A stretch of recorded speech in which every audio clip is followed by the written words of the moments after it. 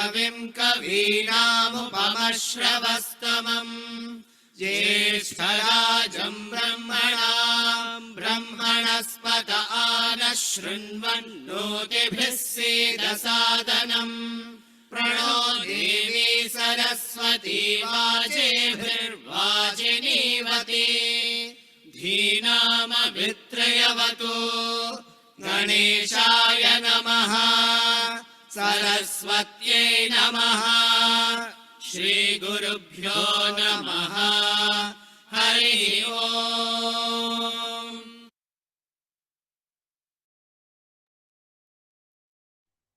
Om Shri Sai Ram. My humble pranams at the lotus feet of our beloved Bhagwan Shri Satya Sai Baba. I am Aparna and it is my privilege and joy to introduce a distinguished individual whose life is a wonderful blend of professional excellence and deep spiritual commitment. Dr. Sai Gollapudi, a member of the academic board for the Sri Satya Sai National Leadership Program for Self-Transformation. Dr. Sai Gollapudi studied in prestigious schools in the United States and has had a strong 15-year career in the telecom industry, working in various roles including software developer, system tester to mention a few. He has not only contributed technically but also shown a remarkable leadership by building teams from scratch, managing multi-million dollar projects and working in complex, multi-site environments. With his outstanding contributions, he has received high rewards and recognition, published in journals, and spoken at international conferences. His ability to think creatively and deliver results has made him a respected figure in the corporate world. Currently, has the head of technology at Fortune Picks Incorporation, where he develops digital publishing solutions in the K-12 education space. Beyond his professional journey, what truly makes him special to us, he is an active participation dedicated Seva Dal in the Sri Satya Sai Seva organizations. We are honored to have him with us today and we look forward to gaining from his experience, insights and divine dedication to service. Sai Ram, over to you, sir. Thank you. I'm going to just take a couple of minutes to organize myself here. Yes, One sir. is I need to do a share screen, so I'm going to do that. Let's see how this is done. Let's chat. I have to do share.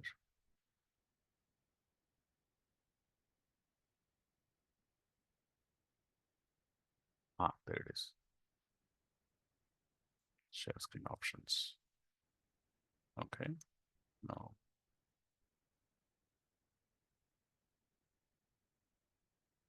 share screen window. Need to do that. Share. Voila, that's the first part. Now I need to change this. 1 second.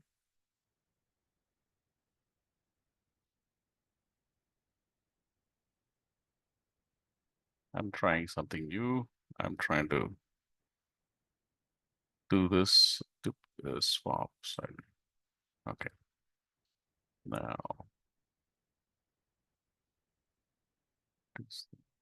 this whole thing is like a big science experiment. I have to do all this. Okay, now I need to keep chat also open here. Where is this? Oh, here. I think we have chat. Short chat period.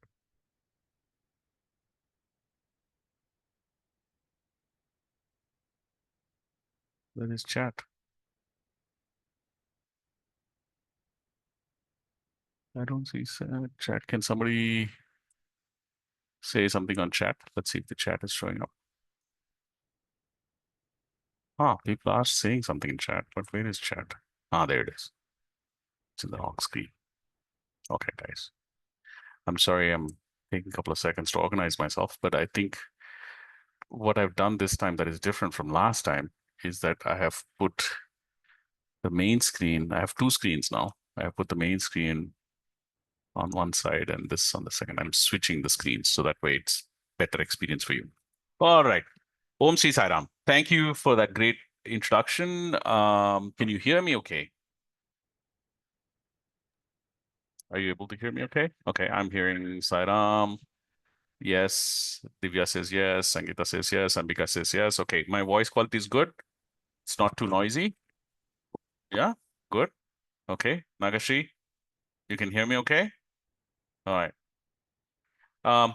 And my screen, can you see my full screen? Yeah? Okay, good, good. All right. Aparna says thumbs up. Thank you. Thank you very much. Let's get started.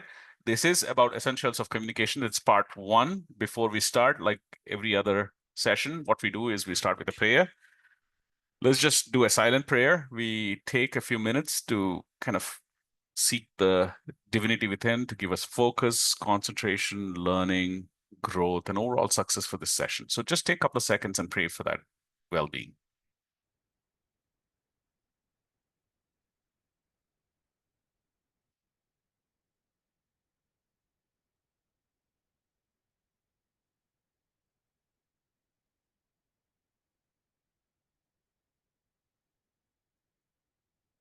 All right.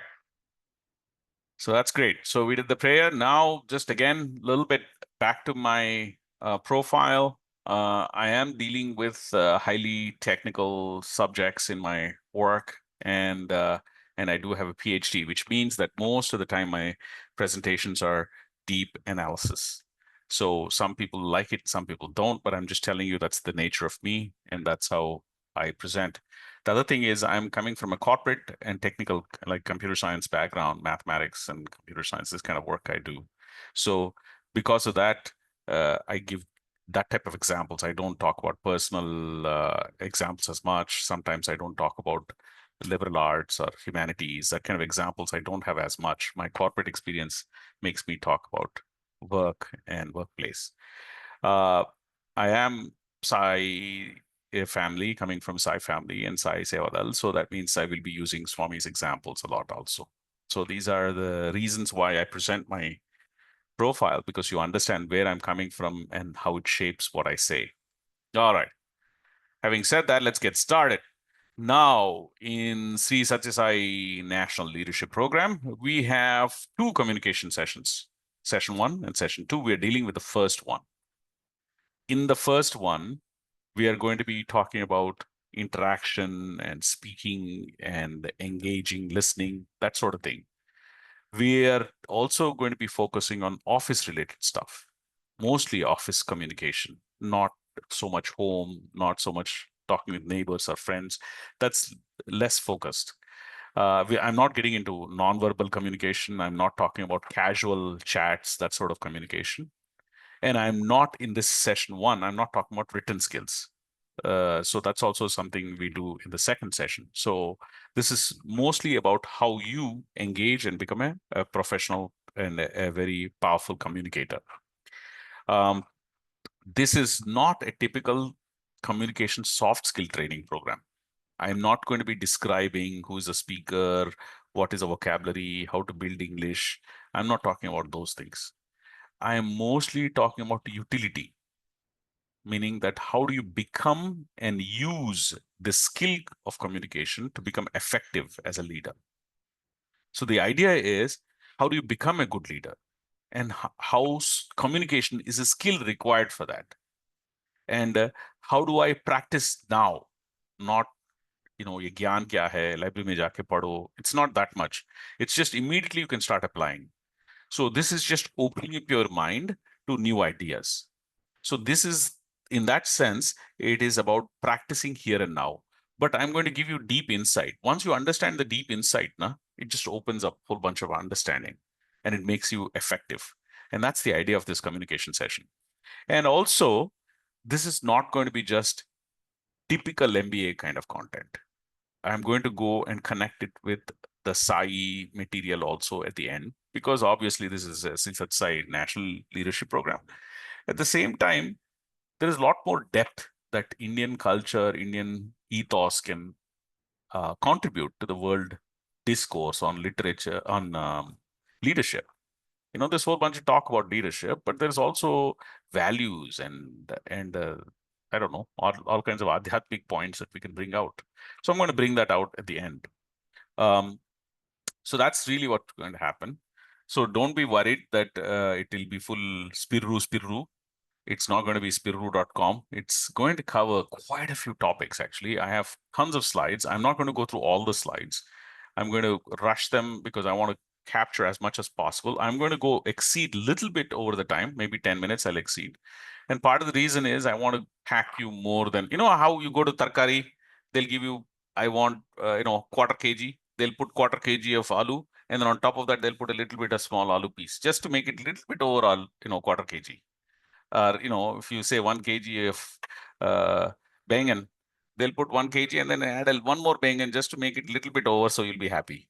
So I'm going to do that. I'm going to go a little bit over your time just to say that, we covered a lot. This is not going to be just one of those 1 kg business. This is going to be 1 kg with a little bit extra. So I'm going to cover 20 plus topics. There's a whole bunch of topics. Look at this. We're going to talk about stakeholder management, RACI, communication plans, 5W1H, risk, storytelling. Well, we're not going to cover too deep into storytelling, but how you use best practices like metaphor, pausing.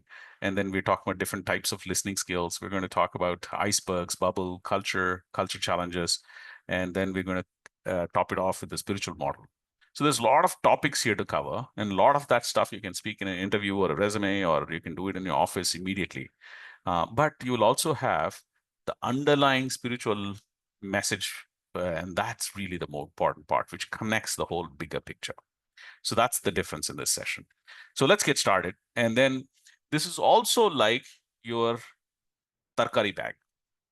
When you go to Reliance and you go get some bag, you'll get bread, you'll get some maybe some paneer, and then you'll also get some milk, and then so you also get maida, and then a little bit of dal, that beans.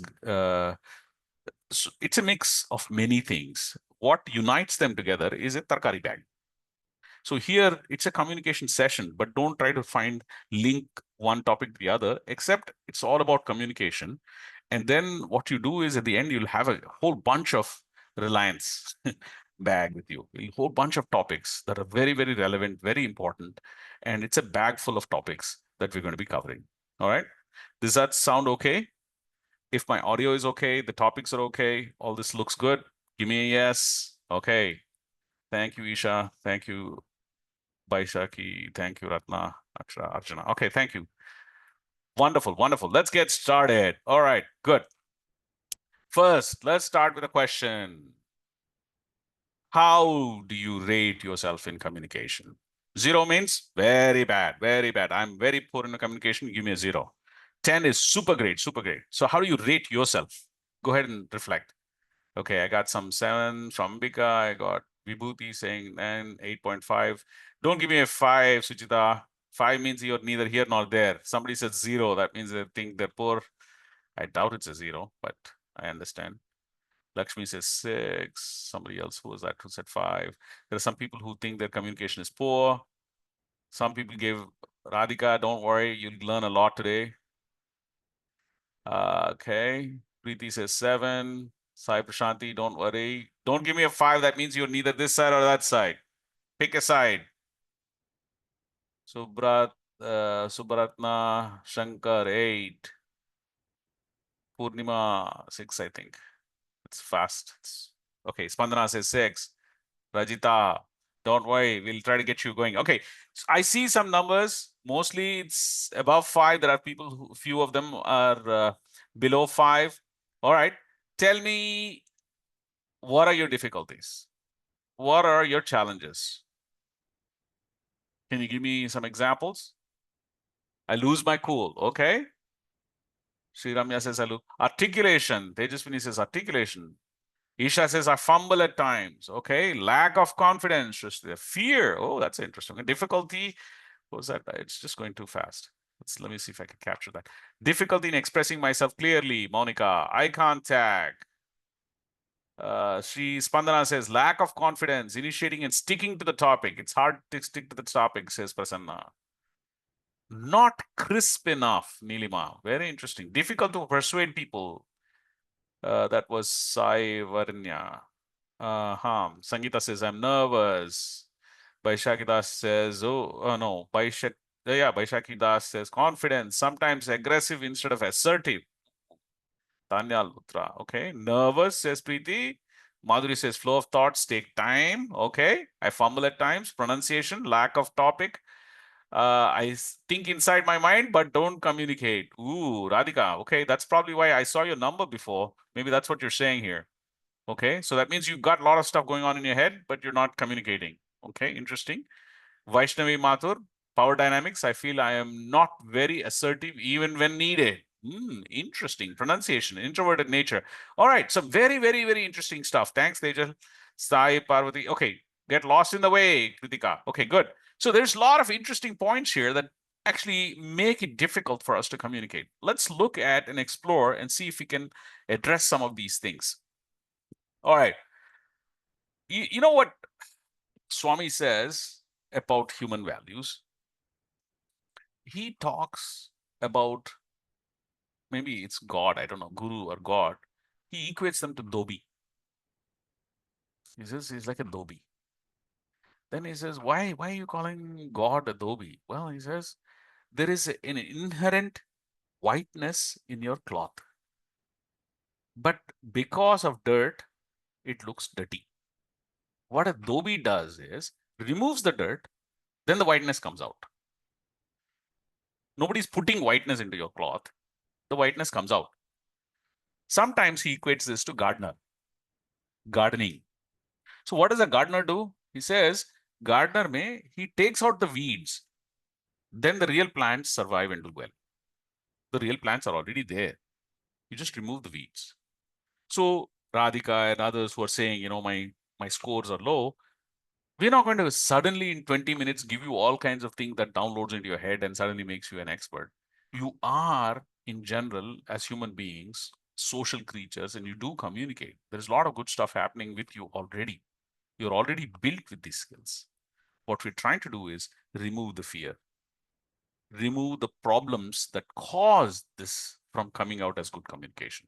So the moment we start removing, so washing machine is not going to take too much time. The whiteness will come out naturally. So that's how this whole session is going to work. All right, are you ready for this? Give me a yes if you're ready. Thumbs up or a yes. All right, I'm getting a lot of yeses. Thank you. Let's get started. All right, the first thing that we're going to do is we're going to talk about strategies, then we're going to get frameworks, best practices, and then, like I said, it's a bag full of all kinds of stuff. All right, so let's get started with communication strategies. First thing is I wrote down FFS here, frequently found scenarios. Now, this is slightly different from FAQ. Do you know what an FAQ is? Can you write down what is an FAQ? Or you can speak if you like. Frequently asked questions. Frequently asked questions. Exactly. This is very common. A lot of people talk about this. FAQ means frequently asked questions. Similarly, you can think of FFS. FFS is like frequently found scenarios. That means these situations keep repeating in our lives. So that's what FFS is, frequently found scenarios. In our frequently found scenario, communication, where do we have communication? When we're talking to a friend, casual hallway conversation, quick phone call. These are also communications, and these are very frequent. But I'm not going to focus on that. I'm going to ignore that for this session. It's not about how do you make a good phone call, or how do you talk to your friend, how do you talk about the latest movie you've seen, nothing of that stuff, or the good book you read. This is more about office communication. It's more about formal, planned dialogue. This is something that's useful in your workplace. I'm going to initially focus on that. It'll also help you in your personal life. But this is more office-related, planned communication. And I'm going to give you frameworks that help to deal with this. All right. And the next thing I'm going to do is I'm going to give you how, tips and advice on techniques on how to deal with unexpected and longer conversations. What can you do? What techniques can you use to make sure that you're effective when you're talking a little bit more than normal, yes, no answer kind of stuff? And then what kind of techniques you can use to make that happen. So that's going to be our focus. All right.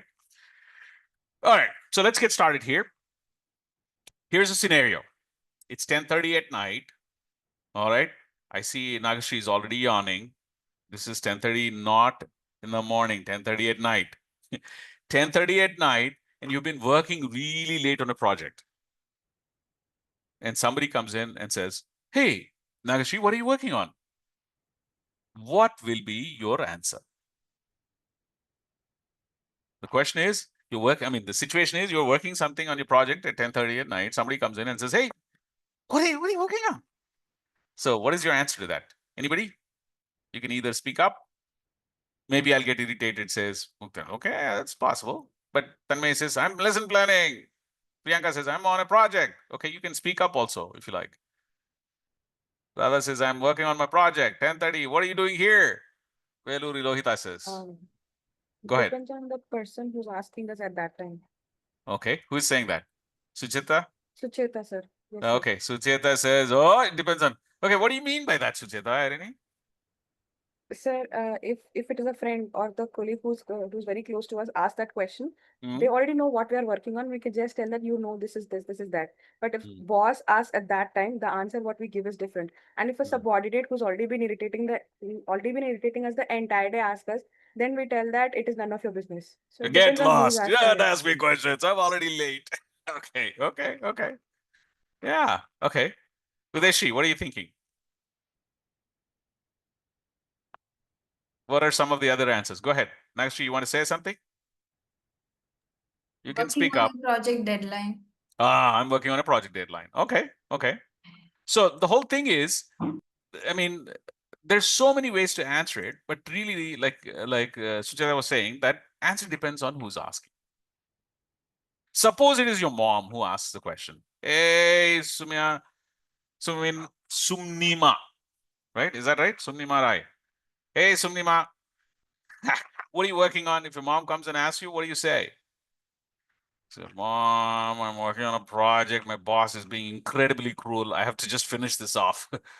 But if it is your boss who comes and asks you, what do you say? There is a little more left to complete. Yeah, that's right. Well, I have a presentation to give tomorrow, and these numbers are not adding up, and I need to do some Excel work. And it's about that project that we're working with this client. Something like that. You'll have to give a very different answer. The whole thing is the answer depends on who's asking. That's the right thing. And you can come up with different answers for different people. So the first point I want to make is don't think that there's a perfect answer and there's a single answer and that you're giving this answer to everybody. Communication it is the art of balancing what to tell, whom to tell, how much to tell, and how to tell also, of course. But this whole thing, just the idea that giving out an answer and there's a perfect answer, and if I don't give it, I rate myself low, and if I give that perfect answer, I rate myself high, is wrong. There's a different answer for different people. Now, in the context of our work, in the context of what we're doing, when we deal with different groups of people that we're trying to communicate to, in office context, we call it stakeholder management. This whole concept is called stakeholder management, and that's what I'm going to get into now. Now, in stakeholder management, one thing very different about this communication is you are communicating something proactively. It's not like somebody comes up to you and says, "Harshita, can you tell me what's going on in your life?" Nobody's coming and prompting you. Nobody's coming and nudging you. You yourself will proactively release information. And then you will give what they need, when they need, and you're trying to manage that. That's one thing very different about stakeholder management. So now what you do is, how do you communicate? Whom do you communicate? What do you communicate? And at what levels, in what way? That's what this whole thing is. So in stakeholder management, first of all, let's go back and look at the audience. Okay. So when you are a child, when you're young, you communicate with your friends. That's the scope and influence that you have. You talk to your buddy, buddy talks to you. That's it. But slowly, what happens is your influence kind of grows in your life, right? Now, influence mein kya ho raha hai? First, your childhood friends. Then, of course, you meet with your parents. Then, a little bit, your teacher. You start interacting with your teacher, right? First day of school. And then, grandparents are also there. Now, quick question. I'm grouping these people like grandparent groups, elders group or something, a teachers group. Now, is there a difference between these groups? Do you communicate differently between your, yeah, okay. Yes. Vaishaki Yes. says yes, Didi says yes. Okay, Pratibha says yes. Yeah, that's what I'm trying to tell you, that how you speak to these groups is now different. Now, whether it is grandma or grandpa, you speak in a particular way, right? Divya, you'll be more respectful when you're talking to your grandparents. And then if it's your parents, you go, Mom, I don't want to do this. Mom, aisa nahi karunga. Mom, I want to go shopping. I don't want to read again. But if it's your grandparents, na, you'll say, "Theek hai, okay." You know, and of course, depends on the rapport, like Sai Bhavani says. But at the same time, you will be a little bit more different in communication style. And of course, if you have Balvika's guru, your music guru, your art guru, your elders, how you speak with your friends, how you speak with your well-wishers, how you speak with the community, your neighbor, your apartment complex may neighbor, government. Like for example, you're reporting on something, how you speak to them, very formal sometimes. And of course, in prayers, you talk to God also. You see how you're starting to communicate with different groups of people. You have different types of communities of people that you deal with. And I see this as growing in your life as you progress in your life. Same thing happens in your workplace. In your workplace, you have your freshers, co-workers, your leads and supervisors, managers, boss, all these people are there. So how you communicate with each one is different, but you can group them. You can say, I have an obligation to say this to the people who are sponsoring me. So what we now do is we try to come up with a framework that helps you do that. The framework is simple. First, you identify who are these people that you need to speak to and whom you need to say what. And then you develop a strategy called the communication plan. Once you do that, then it becomes simple. The communication plan in our case, we'll use Excel to do that. So now let's look at this. There is one framework, and there's plenty of frameworks, by the way. I'm choosing this one to just explain a concept. It's called the RACI framework. RACI. R stands for responsible, A, accountable, C, consult, I for the people who you want to be informing. So imagine that you're doing a project.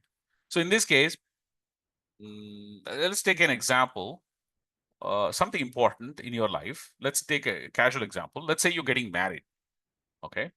Now, if you're getting married, that's a big project. It takes time. There's a whole bunch of activity going on that.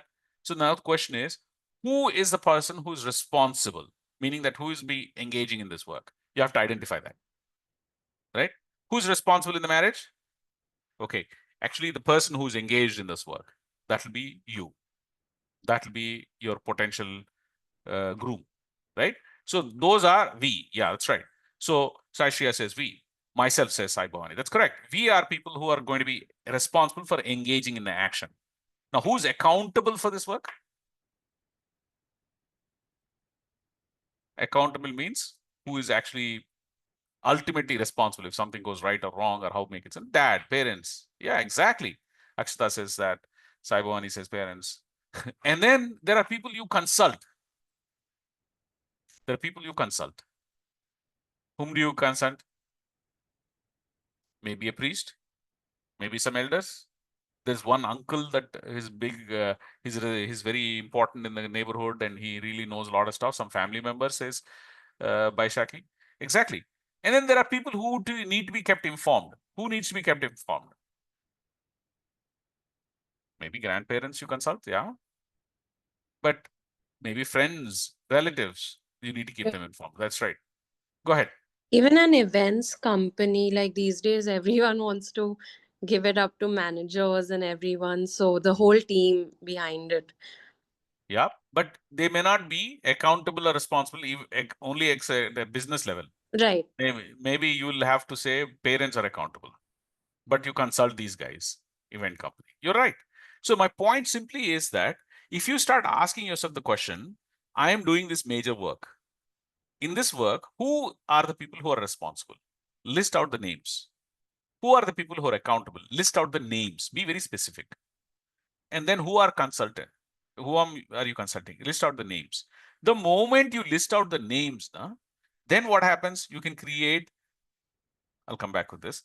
You'll create a Excel sheet like this. So left-hand side, project one or marriage, or I'm looking for an employment.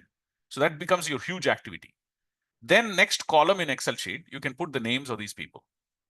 These people are responsible. All the responsible people in one side, right? Grandparents, for example, Saibawani says, you can put their names in there. You can put all these names in one side. Now, of course, and then on the right side, after that, another column which says, what are you going to do to these people? How are you going to communicate? And when and how are you going to communicate? So in this case, this is a project. I'm showing you a project. And then the person I identified is Rekha as the manager. And the support person I work with is Ali. And then to these people, I will engage with status meetings. Then there is IT department. For IT department, what do? I send them an email. But then because this is a project that's going to last me 6 months, I'm going to repeat this. Every Wednesday at 3 p.m., I'm going to do status meetings.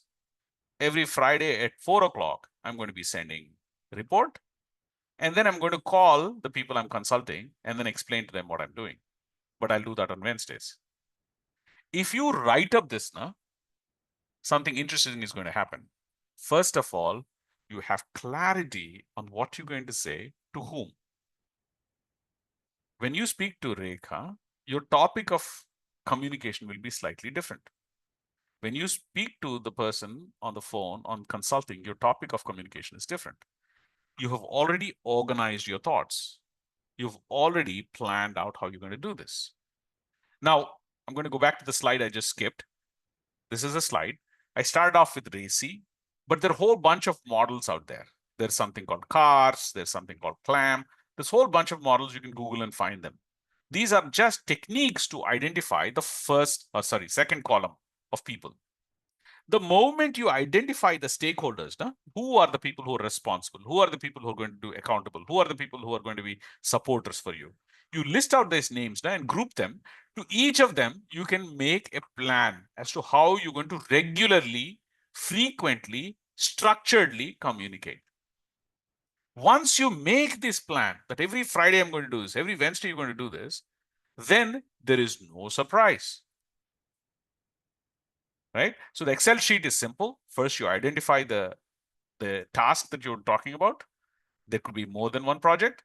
And for each, group them under each of those RACI frameworks or whatever framework you want to use. And then you say how you're going to communicate and then when you're going to communicate. The moment you create this becomes what is called your communication plan. And once you have this communication plan, here's another example of a communication plan. This is about getting into college. And then once you have a plan, you can then start engaging on the plan. This is a communication plan I picked up from the web. One example. This is another example I picked up from the web. You can always find these examples out there. But my point that I'm making is very simple. You don't have to panic. You don't have to be worried. You don't have to worry about your English. You don't have to worry about this communication problem. Rekha, you were saying that you are at a lower number. You don't have to be a lower number because now you're thinking through before you engage in communication. The whole idea of stakeholder management, the first point I wanted to make was, don't make communication a surprise. Most of your office communication, most of your formal communication, most of your structured communication is not a surprise. It can be planned. It can be set so that you're already ready before you go. If you know Wednesday, 3 o'clock, you need to send out an email, maybe you'll take 1 hour extra for the first few times. But in the last month, you'll be pretty fast at typing the status report. It takes practice. That's all it is. But the idea that communication is just happening like that, accidentally, I'm standing there, suddenly I have to give a speech. That's what is challenging. That's why you don't have confidence. That's why people are fearful. That's why they're worried about their language and articulation. The moment you know you can plan and practice and have it ready beforehand, it becomes very easy. Okay, very simple technique. And I thought through stakeholder management, I'll bring this out. So RACI is a very important concept. You can Google it. Communication plan is a very simple thing. Any formal big communication, you can start with this. Are you getting this? Are you with me on this point? That planning and being prepared is very important. And that's the place where you actually get out the fear of communication. All right.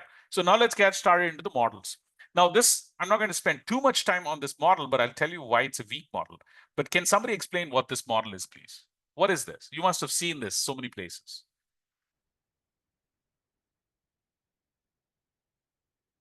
Okay, can somebody explain this? What is this?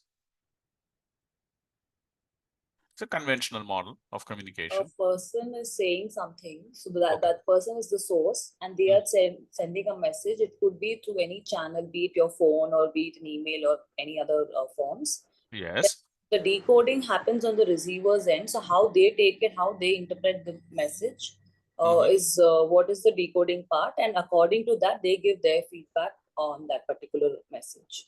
Well said. Well said. Very well said. And this is a very conventional model that you'll find in typical MBA books. There is a source, there is a receiver, there is a message, there is a feedback. This is typically how they say it. But we're going to go much deeper than this in our example. And we'll talk about how this doesn't account for some of the challenges we have. But I just want you to be seeing this so that you're familiar. If somebody shows you this model someplace else, you know what they're typically talking about. But this is not what we will be talking about. We'll go deeper than this. But the point is, there is a source, there's a destination. Let's take a simple example. You're talking, there are two people in a let's say conversation. That's point person A and person B, and they're doing a chat. Let's say WhatsApp chat. So here's person A talking to somebody in person B, and they're having a message. So person A is then the sender. Person B is then the receiver who's getting the message. So the message is, hey, satsang starts at 9 a.m. Can you drive us? That's what person A is asking person B. Person B that's the message. The message comes back with a response that says, yeah, I'll be there by 8:30. And the receiver sends that message, right? And the communication medium is what? Mobile. Mobile. Yeah, it's the chat. Yeah, exactly. So it's a very simplified example, but we're going to go deeper. I just want you to start off with something simple and be familiar with the terms. Who's the sender? Who's the message? Who's the medium? Who's this? But we're not going to stop here. We're going to go deeper. I'm going to take some time before I build this. And by the end of the session, you'll get this. All right. So now this framework is not sufficient to explain some of the challenges we're facing. In fact, some of the challenges we face in life are not well explained by this model. And that's what's really going to cause problems for us. So we'll find something deeper. We'll explore that. But before we get there, I'm going to give you some tips and tricks that you're going to use, some frameworks that you can put to use in your workplace. Very simple stuff. Let's get started with an idea that you are supposed to speak someplace. There is a status meeting. When you go to a status meeting in your office where everybody is giving the status of their projects, you are also supposed to give a status to the project. You can't say I'm an introvert. You can't say I don't have good English. Somebody has to speak up. So you are asked to speak up and give a presentation. So the question is, this is not going to stop just because you are, your English vocabulary is not strong. You're going to frequently asked to do this. So you need tips and techniques and frameworks that will help you organize your thoughts when you have a lot of things to say. And that's what we're going to cover in the next couple of slides. One way of organizing, if you have a lot of subject that needs to come out, and one of you was saying that, it's in your mind, but it's not coming out. The idea is you have to organize your thoughts. So first way of organizing, very simple idea, you organizing it by topic and subtopics. Main topic, subtopic, like this. So first you chunk your conversation and then you give it out. So I'm going to pause here for a second. I'm going to ask you, maybe I'm going to ask, all right, Lavanya. Lavanya, can you introduce yourself using this model? Let's see how it works.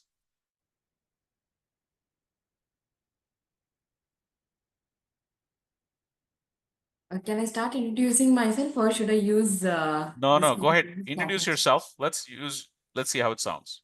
Go ahead, Lavanya. Okay. Yeah, so thank you so much for giving me this opportunity, sir. So I'm Lavanya from Tamil Nadu North, and I'm basically born and brought up in Chennai. And I have completed my schooling, everything in Chennai. And I have completed my BCom and then MBA in human resource. And I'm currently working in an IT company as a human resource professional. And I'm also part of Sri Satya Sai organization. I'm glad to be part of this national leadership program for self transformation. So thank you, sir. Thank you, Lavanya. So, all right. So now, guys, now Lavanya, we're going to pick on you, okay? I hope you don't mind. That's okay. So, okay, tell me, how did it go? What is your feedback? Kavipriya, what are you going to say about Lavanya? Lavanya just did an introduction. Did she have topics, subtopics? Did she use this technique, let's say, for example? How was her introduction? Okay, it was good, says Tejal. That's good. What else? Give some feedback here. How did it work? Confident. Very good. Pratibha says you're confident. Ambika says it's good. Very humble but fast, says Rutuja. Lengthy, didn't stick to the point. Guram, Tejaswini, okay. Was caught off guard, but organized speech. Dr. Shramya. Yes, sir. She introduced herself in different subtopics. Okay. Monica, she says that. Okay, let me just pause here. Now let's take Lavanya's talk and then put it in this model. So the way you would do this, Lavanya, is you will make it organized now. When you were caught off guard, and that's why a lot of people have this fear of speaking. That's why their English and vocabulary, because they're trying to invent everything in the spur of the moment. And that's where the tension comes from. But suppose you sat down and you organized yourself. Suppose you took a minute and wrote down on a piece of paper, these are the 3-4 important points I'm going to cover, subtopic A, B, C, main topic like this. So, for example, I want to talk about my education as one subtopic. The second subtopic is my employment. Third subtopic is my personal preferences. So then in the subtopic 1, you talk about high school, you talk about this. You have 2-3 college certification maybe. So then your introduction changes. So this is how Lavanya's introduction will be if you followed this rule. In this rule, she'll say, hi, my name is Lavanya. Thank you for giving me this chance to speak. I want to talk a little bit about my education, my work experience, and my personal preferences. When it comes to my education, I studied in Chennai and Chennai Public School, and then I went to Chennai University, and then I did 4 or 5 certifications, which are very, very relevant to this job. And certification 1 in HR, best HR in the world, certification HR 101 from so-and-so university. And I also have 3-4 badges from doing it online. In my work experience, I've worked with only 2 companies because I have only 4 years of experience. And I worked for 2 companies. Both are IT companies. One is Wipro, the other one is Infosys.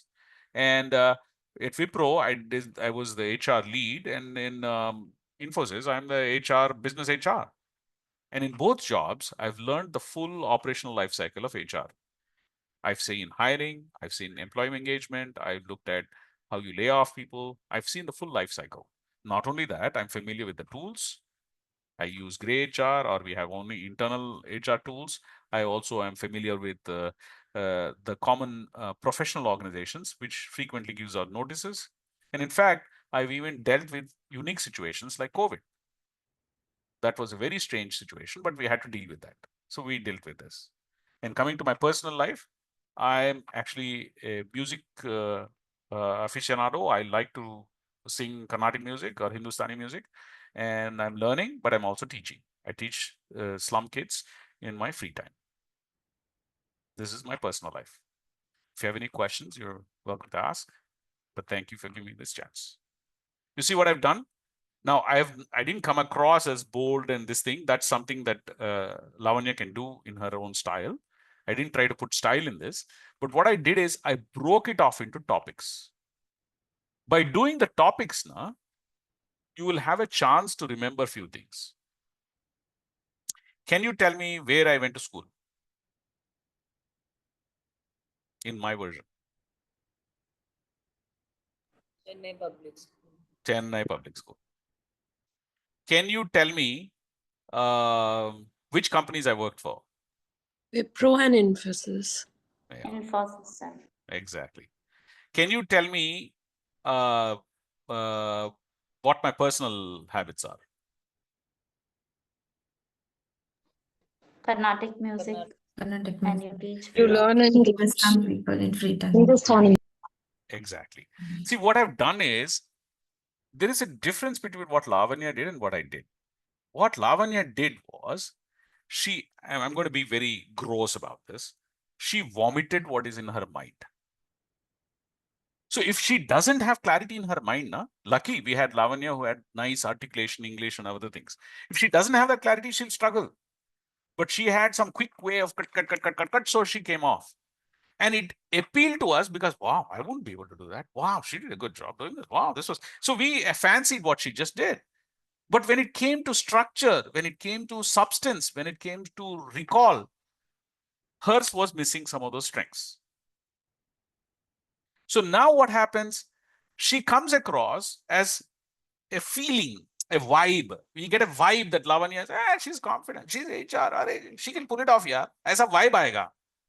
मगर उसमें substance क्या है? And forget substance. If you're not confident, then you won't know what to say. What if you have to speak for 2 minutes instead of 1? What if you have to speak for 5 minutes? So you will be stuck on which points to do.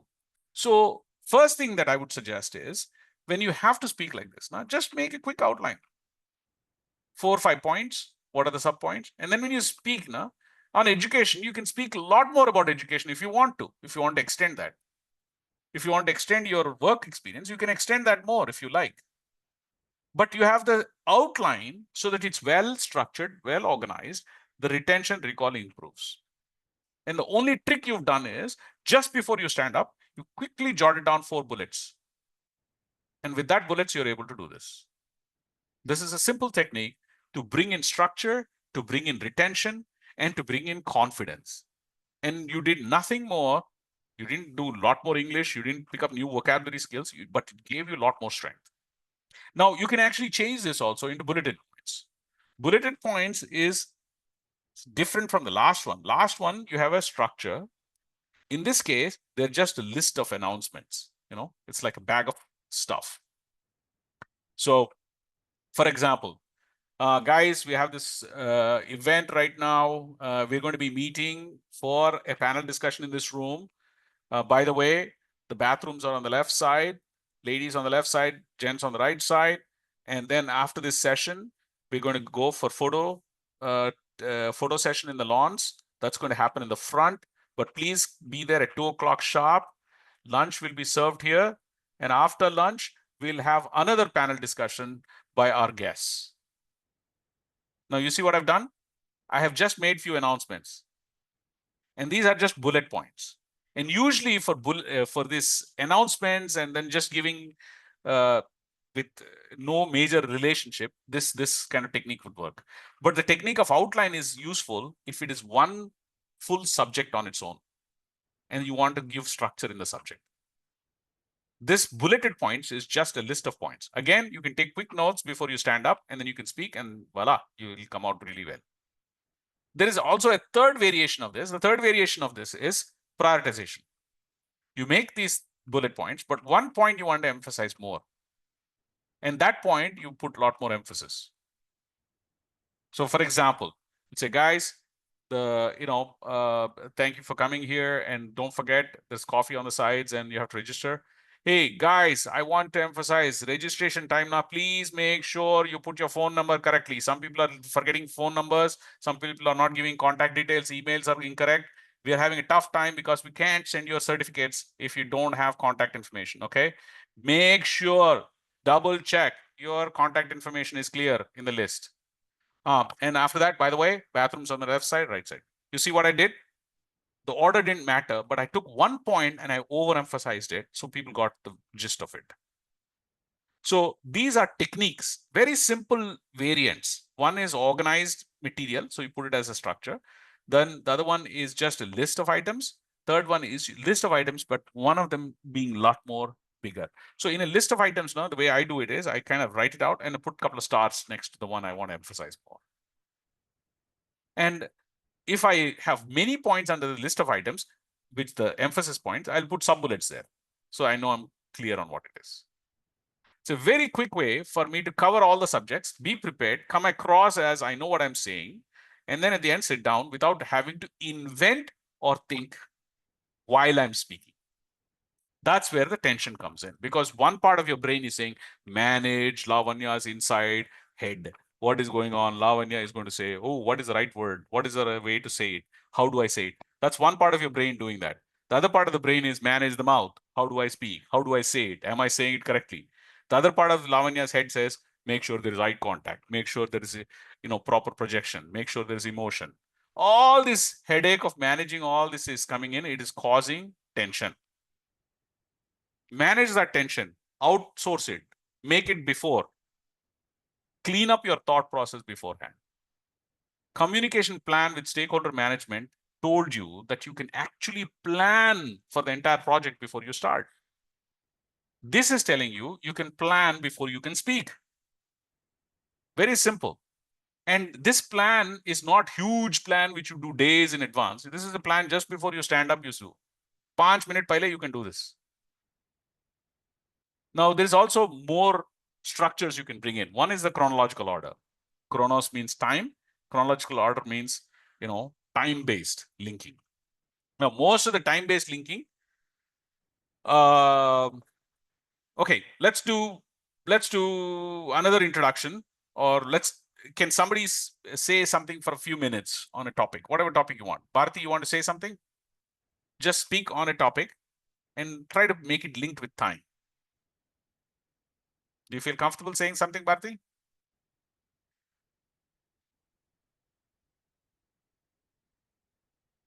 Okay, can somebody give me 2-3 seconds or a minute of a speech that they want to say linking with time?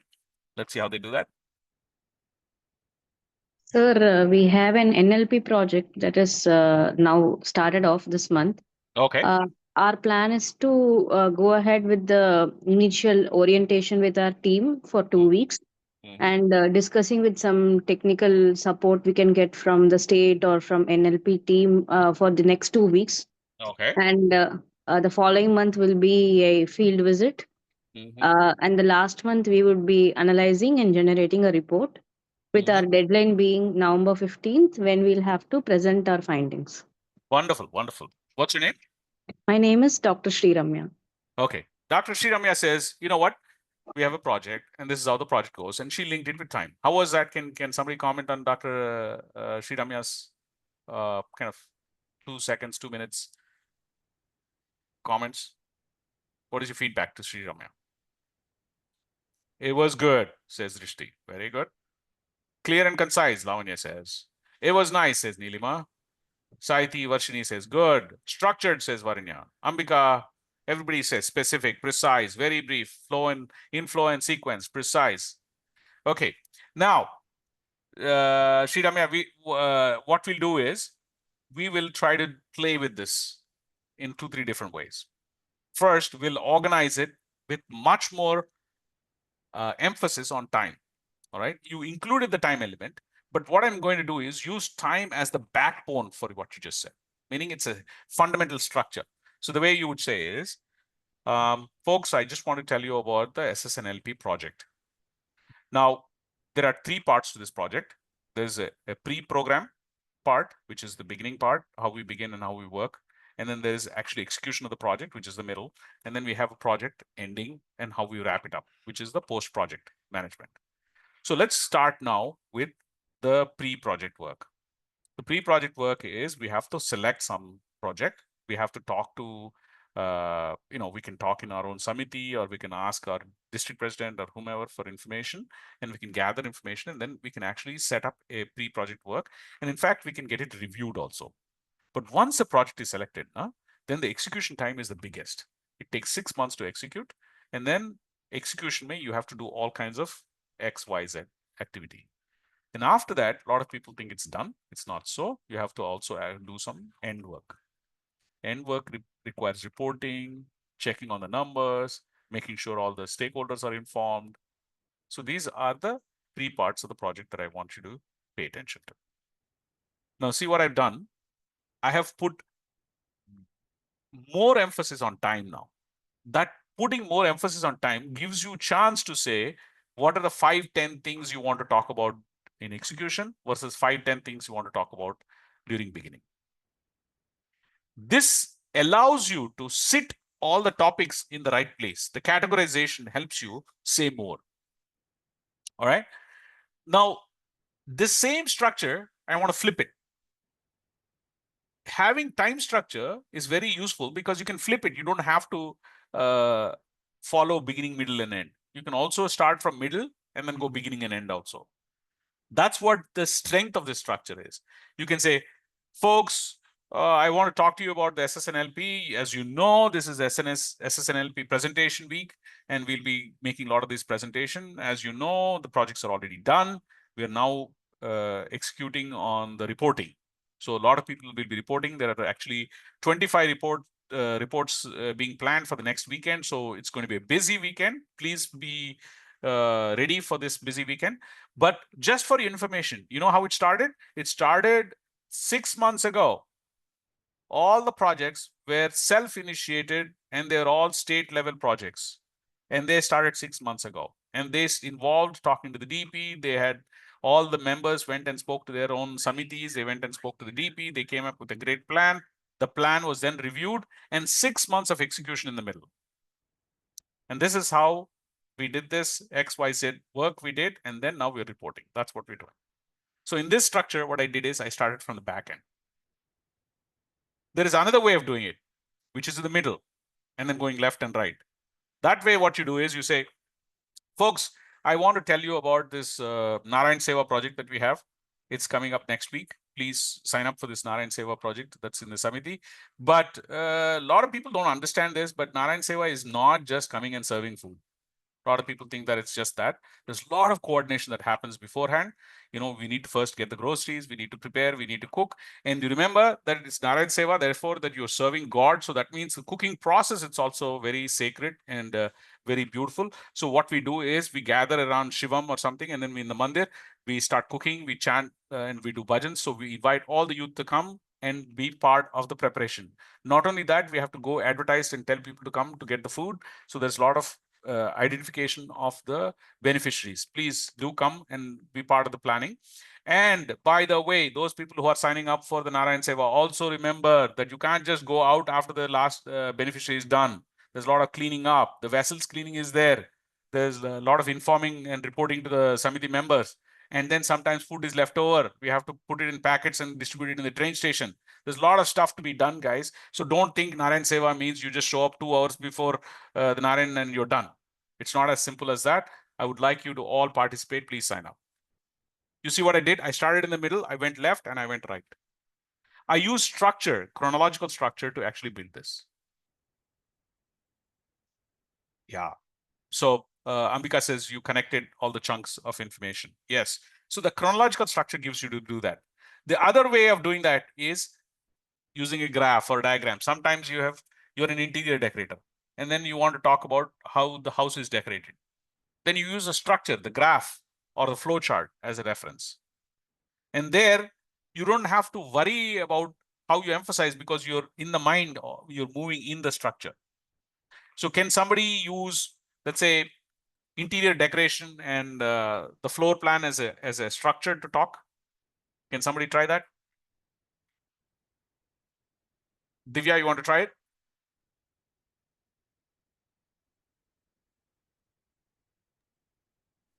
Anybody else? Yeah. Go ahead. Okay, so Sairam sir, thank you for this opportunity. So we're going to talk about the interior design of the newly constructed house. So how we are planning is this house is we are just modifying an age-old house here. So without like altering the beauty or however it existed, we're going to just alter only those areas which will add to that thing. So Okay. in the front portion, right, we have an antique animal which is placed there. So we can just paint it and put some decorations over there without touching that, which might harm it. Then next, going to the central part, it is a very high ceiling. So in addition to that, if you as per the customer's request, you're going to add a few more decorations planned inside. Like it has been Okay. very specific to have a round and a square. Then we Okay. move on to the kitchen. We're going to just have some tails which are suiting the age old, both a mix of modern and an age old. Thank you. Thank you. What is your name? What is your name? Divya Gomati. Divya Gomati. Thank you, Divya Gomati. That was good of you to speak up like that. All right. Can somebody comment on Divya Gomati's talk? How do you feel about that? How did she come across? Ashwini, what did you think? What was Divya Gomati's talk like? Rajita, what are you thinking? She explained in structure, very good. Well planning. Sri Pragna says it's good. Spandana says. So that's good stuff. But let me tell you again, what I'm trying to do is give you a foundational structure and use that structure to speak. Now, what is happening is in Gomati's speech, structure is also there. But don't make it also, make it a foundational structure that makes it easy for you to speak. For example, the way you would do it is you can actually have a blueprint in front of you if you like, or you put the blueprint on screen. And in office context, you might show what you call the flow charts or the component architecture or something. In this case, you can put a blueprint, or you can actually make them visualize. You can say, we're doing the interior decoration of this 3-bedroom. Remember, when you enter, there's a foyer, and then there is a main hall. Then on the left side, there's 1 bedroom. If you go forward, there is a kitchen. And then if you go to the right, there are 2 bedrooms. And there's a common area for dining in the middle. So this is the house as we have it. So now what do? I gave a structure.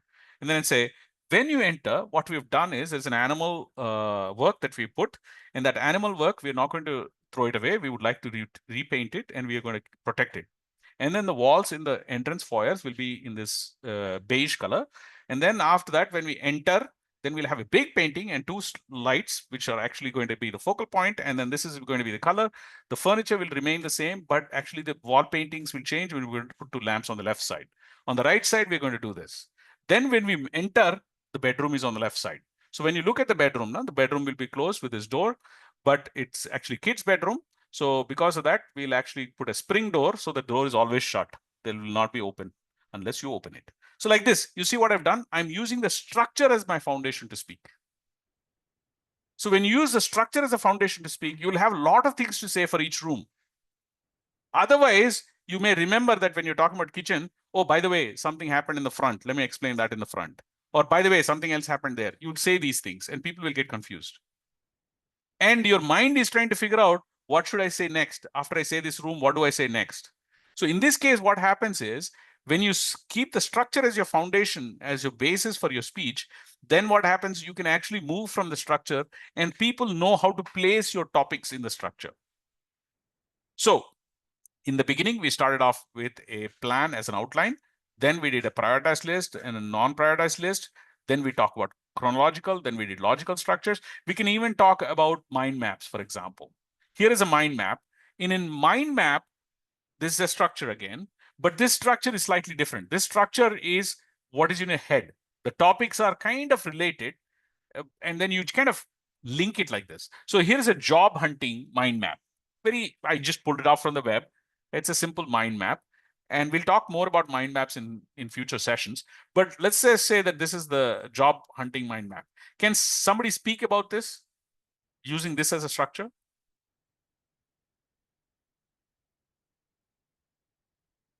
Bhumika, you want to say it? You want to speak? No? All right. Muskan, you want to try? So can I try? Yes, go ahead. So before searching for a job, we have to prepare for it. We have to before preparation, we have to decide which type of job we are going to apply, and for that we have to prepare ourselves, reading the books or getting prepared for the interviews or whatever it is. And then this is the pre-preparation. And now after we get job, we have to no, move on to the goals. What are the Mhm. goals in that particular job? And we have a timeline, all those things, and what and how to apply it in a real time scenario. Okay, This very one. nice. Very nice. And your name, you said? Radhika, sir. Radhika. Thank you, Radhika. And Radhika, you've done a good job. Let me also give you more tips on how to do this. Okay. First of all, Radhika, if I were to use headings? Heading number 1. What would be heading number 1? Type of job. Okay. And the same level of heading, there are other headings of that H1 Interviews. interviews, Interview and preparation. Okay, these are all heading 1s, right? If you were to do second level headings, what would be the second level headings be? Whether it is a full-time or part-time job. Yeah. Under first heading, and under second heading it is like before interviews, before interview, during interview, and what to do after interview, those planning. Perfect. Okay. And now this structure. Yes. Preparation is? A resume. We have to get prepared with the resume, and we have to self-assess ourselves, and the cover letter, sir. Yes. So these are, now you can see that there's heading 1, heading 2. This applies for even logic. It applies for preparation, outline, prioritization, outline. Everywhere these headings you can see. Now let me give you a trick where you don't have to get into the subject, and you'll actually fill in 1 minute of time without really getting into the subject. You'll say, thank you, Radhika says. Thank you for allowing me to talk about job hunting. First, there are 6 important topics I'm going to be telling you. 1, type of job. 2, interviews. 3, preparation. 4, sources. 5, goals. And 6, applications. I'm going to be telling you about these things. Now, under each of them, there are subcategories. So suppose we're talking about preparation. I want you to understand there's a lot of work to be done in preparation, and we'll cover 3 important topics: resume preparation, cover letter preparation, and self-assessment. These are very important for us to cover. So in the next few minutes, I'll be talking about this. You see what I've done? I've simply looked at the structure without giving any detail. I just told the mind what is this structure. That itself took 1 minute if you explain the structure. But if you have a lot of time, like for example, if you're doing a day worth of presentation or something, this is how you can actually organize your thoughts. But if you're speaking in the moment, you don't have to say it like that. I'm just telling you how the structures help you. The structures help you not only to set up the structure, but it also helps you navigate. It helps you move. So let me do one. I'll say, notice how I'm going to move in this structure. I'll say, thank you, I'm Radhika. I'm asking me to talk about job hunting. Now, when we talk about job hunting, a lot of people think it is about highest paying job. They're focusing on salary. No. Jobs are not just about salary. Of course, salary is important. That's one of your goals. It's very important. But you should be flexible. You should know which field which will pay you more. But goals is not the only thing you focus on. Are you prepared for your job? Preparation is very important. Do you even know what type of job you should be doing? The type of job becomes important. And are you ready for an interview? How you do mock interviews before, during, after, this becomes important. And not only that, the application process, how do you get the resumes? How do you source the information, whether you're coming from each website or monster.com, you should know all these things. So in my talk, I'll be covering these points. You see what I did? I started in one side and I went boom, boom, boom, and I went different ways and I came out. It sounds like I made it very impromptu, but having the structure allows me to go. Could you see how I did that? Can somebody pick some other way of moving in this chart and then say it again? Just like Radhika said it, just take one corner and then fix it and go someplace else and come back. Muskan, you're feeling comfortable now? You want to try it? Sure, sir, Saida. Okay, go ahead. I think we can also start in a way that for job hunting, first thing which comes in my mind is the type of job which I'm going to choose. So in the type of job, whether I want to choose full-time or part-time, then I'll select that. After the type of job, I'll think over, okay, now I want to choose a full-time job. So what are the sources from where I'm going to choose that full-time job? The sources Mhm. can be the website, newspaper, or maybe the colleagues or your peers you can ask over, and maybe some other source, maybe some other website. So I can list the websites that from where I can choose LinkedIn, Naukri.com, Unstop, Upwork, or any other website.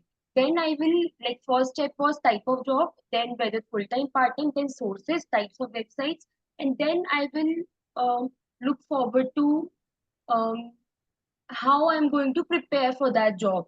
For the Thank you. interview, first thing is interview before preparation. Perfect. So for Thank you. interview, it is three ways. So like Thank you, this. Muskan. Yeah. Thank you. Thank you for that.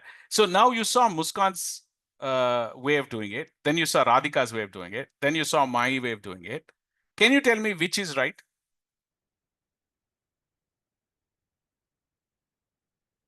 Which one is the correct answer? Tirtha, is there a correct answer? Soumya, is there a correct answer to this?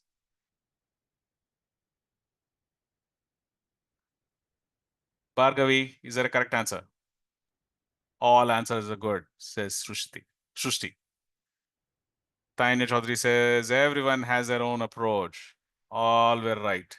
Everything went right. All seem good enough. You see, what we have done is we've actually used this as a structure to communicate, and we navigated back and forth that allowed us to speak and connect the thoughts and have a way of communicating, and all that stuff happened without tension, without uh, nervousness, and all we did was rely on a structure in the backend.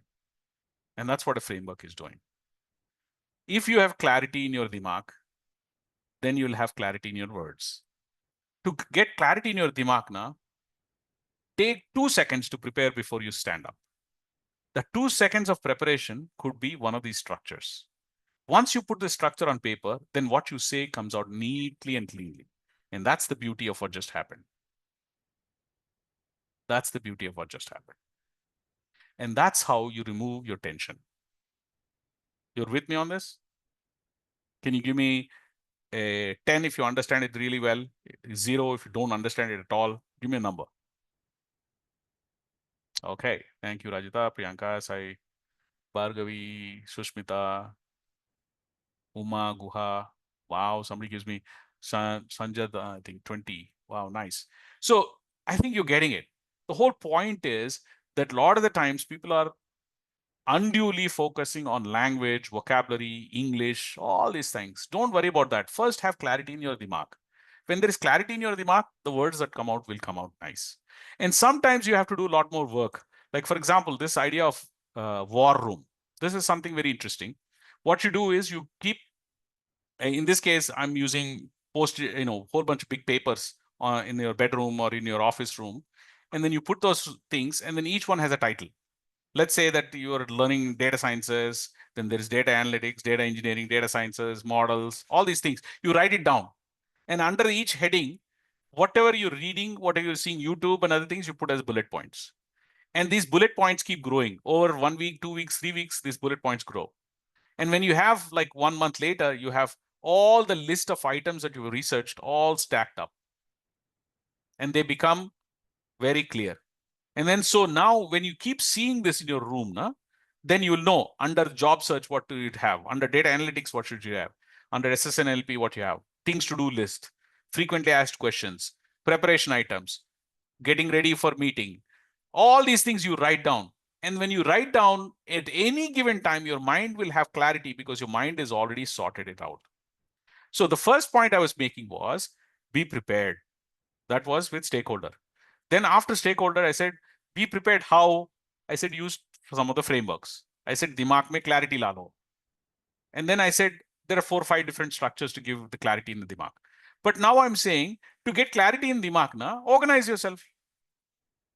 And when do you organize? You can make communication plans long time ago. I mean, 3 months in advance, or you can make this war room kind of things. It can be even a notebook. It doesn't have to be posters if you don't have that much space. Each page may you start writing. This is about my job hunt. This is about my certification work. This is about my music. And anytime you have if you remember a topic, write it down in there. then your notebook page will be very clear. All the music related topics will be in one place. All the other topics will be in, for example, on the certification will be in another page. So whenever you look at that page, you have full clarity. This type of organization, if you keep reviewing it every now and then, your mind will be clear. Once your mind is clutter-free and clear, and it has a model in its head, like this job hunting model, then you can flip it. You can go upside down, inside out, left to right, right to left, inside out. You can do all these things, gimmicks in your speech, and everything will work out. That's how you get strength in what you say. You're following what I'm saying? Be clear and the rest shall follow. Priyanka Agrawal says that. Yeah. That's what this is. All right. I'm going to give you a few more tips, and then I'll move to two very important points. And that's about listening and the spiritual model. And we'll end by little over 9:30. All right. So just a little bit about risks, because most of the time when you're doing communication, you have to talk about risks. And when you're talking about risks, a lot of people just say, "Arey, ye bahut risky hai." Don't do that. There's a lot of risk in that. That risk word is too loaded. You can't just use it like that. You have to give a lot of detail. And usually the detail includes multiple points. I just want to touch upon the points because there is a whole bunch of frameworks out there on how to communicate a risk. This is a risk matrix where they're dividing the risk into high, medium, low.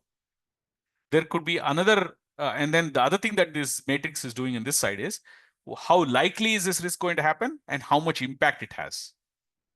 So not just what's the risk, but how likely is it likely to happen, or is it very severe risk?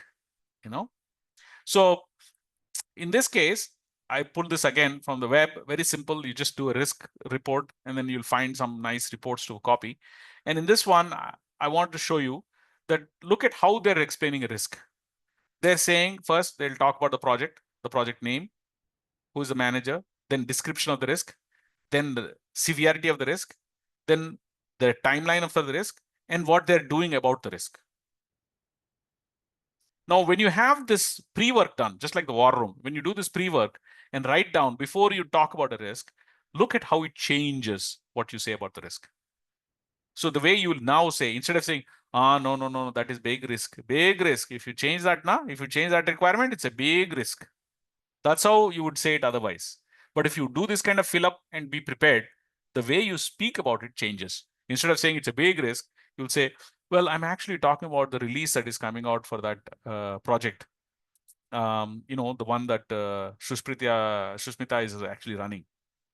I'm worried that the budget is going to be 20% over, and that's the big risk we're seeing. This can happen in the next 2 weeks. And the way we are doing this is the whole problem was 2-3 people unexpectedly fell sick and they're taking chutti, and this was not planned. And now this budget is going to go because we have to have consultants from the outside to do this work. We are reaching out to see whether this is a kind of a real sick leave or something is unexpected happening. And if that is the case, I'm making the phone calls to find out really why people took chutti so unexpectedly. If it is a possible way we can pull them back, we'll pull them back, and the chutti will not be approved, and so that we'll stick to the budget. Otherwise, I'm afraid we're going to go over budget. See, now look at how much detail I gave. And now they understand how likely it is, what are you doing about it, who is at risk, what is at risk, the budget is at risk. All that detail came out. And all it did is you organize yourself. Again, I'm not saying put it in this way. You can find any different structure. There's a whole bunch of structures on the web. But the idea is, if you think about risk before you speak about risk, there's so many things, related topics. And if you do all that, you'll be able to say more. Similarly, if you want to explain something, not just risk, a very nice, useful technique is 5W1H. What is 5W1H?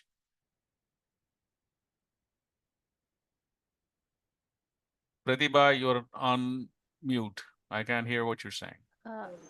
I think I'm not sure, but it's like 5 W's, and one H is what, when, where, and one H is like how. Yes, exactly Yeah. right. Isha, Mayuri is saying the same thing. Who, what, when, where, which, and how. The how is the 1H. Okay. So this is how you speak about it. And so when you have something to talk about, it's a framework for gathering information and solving problems. And 6 key questions, says Ambika Sharma. That's right. And so typically, for example, I remember Chiranjeevi Rao sir, who was one of the Sevadal in Ashram in Puttaparthi, he was telling us that, sometimes when we were doing some prasadam cooking in the kitchen, in the canteen, he used to come and check it out before like Shivaratri celebration or something. He used to come and check it out and then go back. And then later on, he was telling us why he was doing that. He said that he would go tell Swami, Sevadal are working, they're making prasadam in the canteen. But Swami used to always ask him, how do you know? Then initially he used to say, Swami, the district president told me that they're doing this. Then Swami didn't accept that as an answer.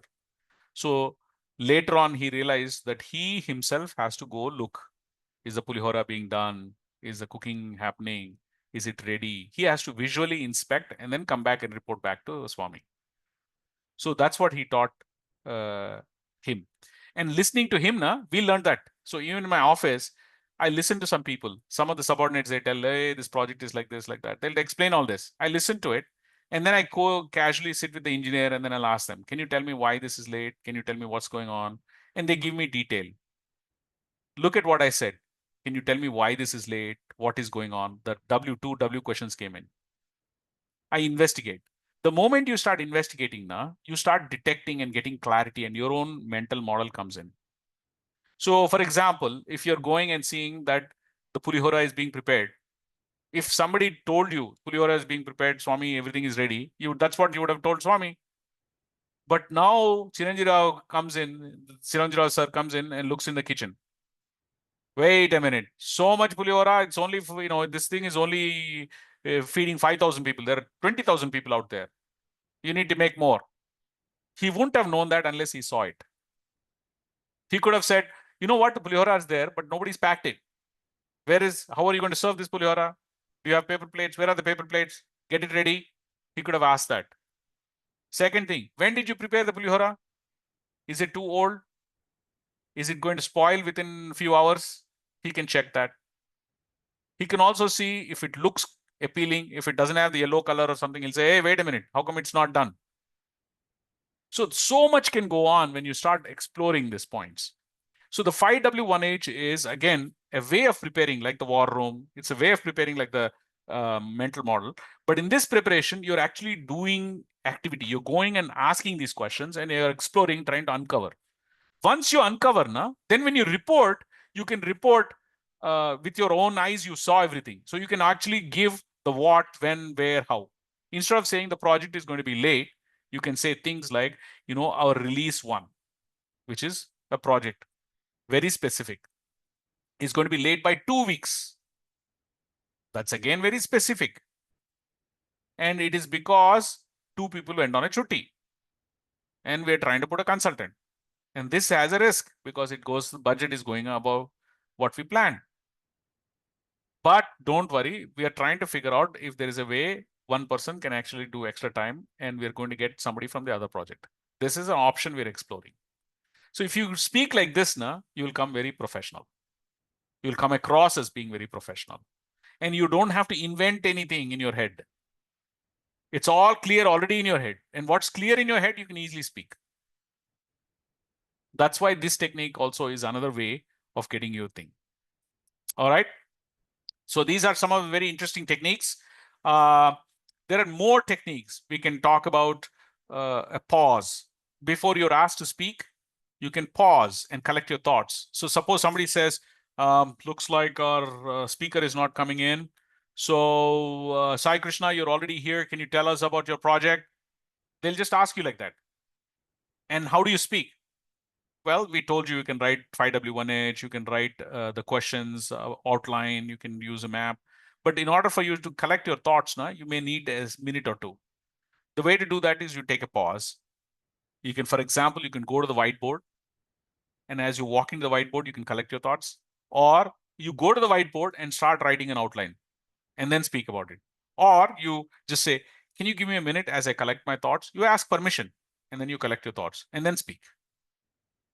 So it's a very simple technique, but it allows you to speak effectively. So before you speak, you actually prepare yourself and you ask permission to do that, and they'll easily grant it. It's not a problem.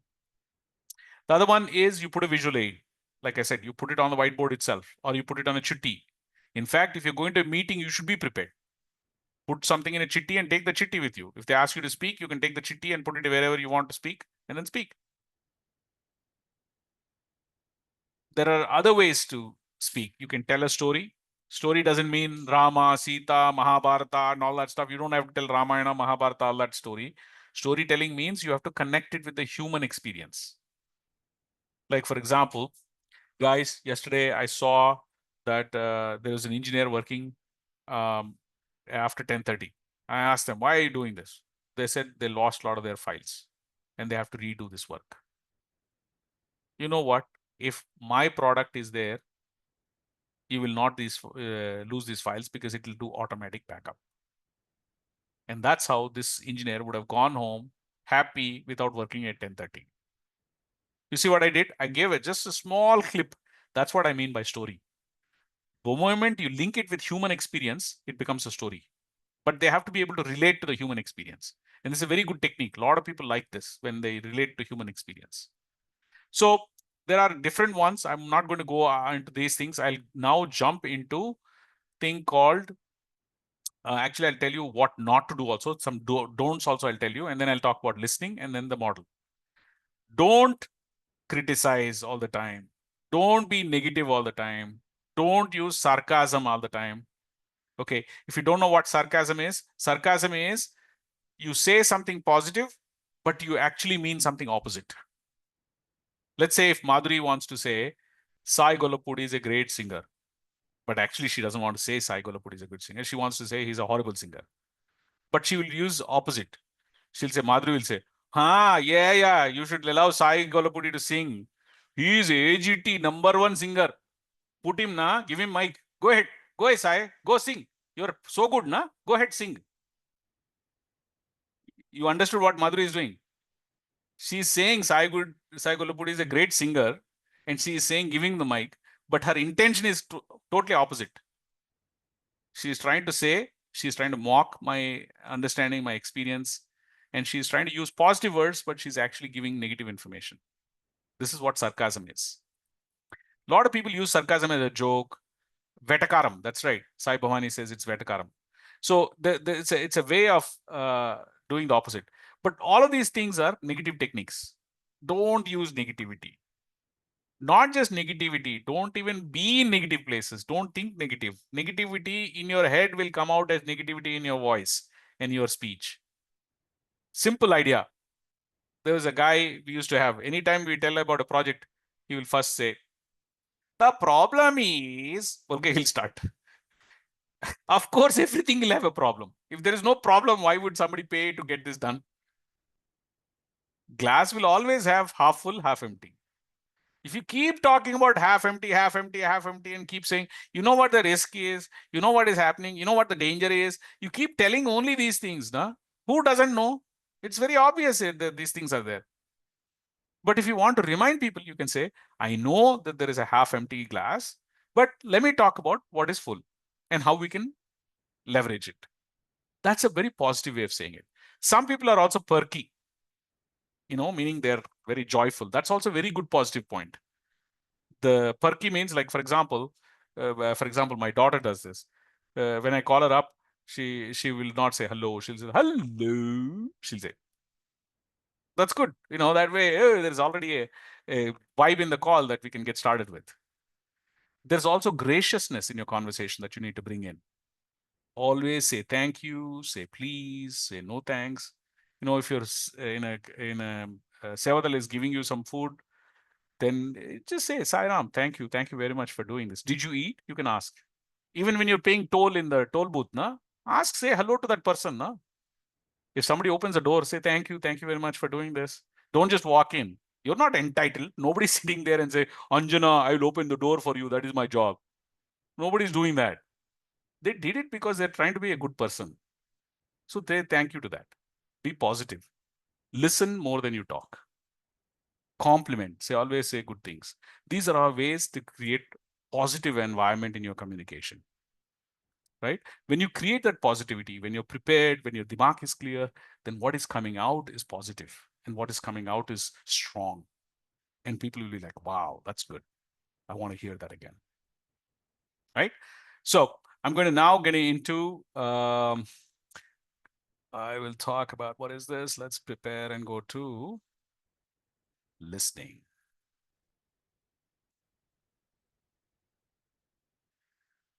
Oops, it's changed this place. Oh, there it is. Okay, can you now see effective listening? All right, the question, is hearing same as listening? No. Nope. Okay, Divya, why? Sangeeta says, yes, it's the same. Sai Bhavani says, no. Not at all, says Isha. Explain, what is it, hearing and what is listening? So, Sai Ram. Sairam. So, hearing is your mind could be somewhere else also. You're just there, physically. But Mhm. listening is when you're actively hearing them through even your eye contact. Yep. And very, very effectively sitting there and hearing them out with full focus and mindfulness in the Yeah. moment. Thank you. Thank you. Drishti says listening is paying more attention. Yeah, these are all correct points. And there is a difference indeed. The difference is that one is just a physical activity, the other one is actually deeper.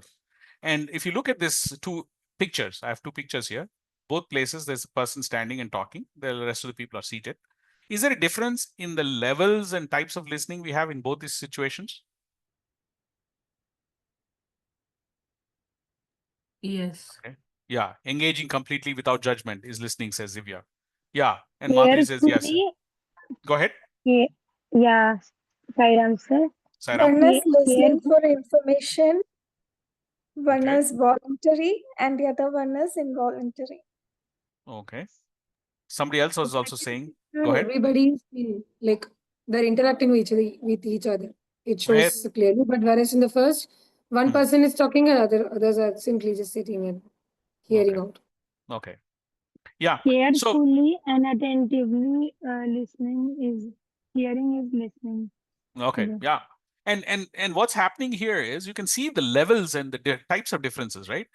The listening on the right side is not such a big thing. You can just say, oh, this is, even if you didn't hear it as much, it's not a big thing. It's a casual meeting versus office meeting, says Madhuri. The casual meeting is just, they're saying something. It's okay. It's, if you didn't even pay full attention, you're okay. But on the left side, if you don't pay full attention, you'll miss something very important. On the right side, if you don't pay full attention, you'll miss nothing. It's minor. So you can do selectively, but the point is there is levels of listening. That's the first point I wanted to say. Not just hearing and listening, but in listening also there is levels. So what I want to do is I want to talk about the levels of listening. Listening is very important, and it's very important for leadership. Listening is very important. You should listen more than you speak. So how can you listen? There are different types of listening. I'm saying listening with your ear, listening with your mind, listening with your heart. So what does that mean? Listening with your ear means the physical hearing, right? So to listen properly with your ear, you need to be seated in the front. When somebody is speaking, go to the front and sit. Don't sit right next to the fan, which is noisy, because you can't hear anything. You'll fall asleep, you can't hear anything.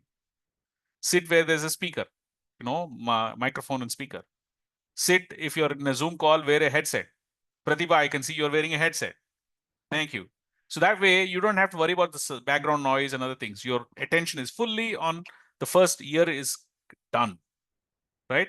Otherwise, Monica, if you hear some sudden noise, you look outside. Because now if you have a headphone, you're fully focused. Everything is here. So these are the ways you actually zoom in into listening within a ear, right? You don't be in the noisy environment. You sit in the front, you put on these things. And then listening with your mind, what is that? What does that mean? Tashi, what does it mean? Listening with your mind.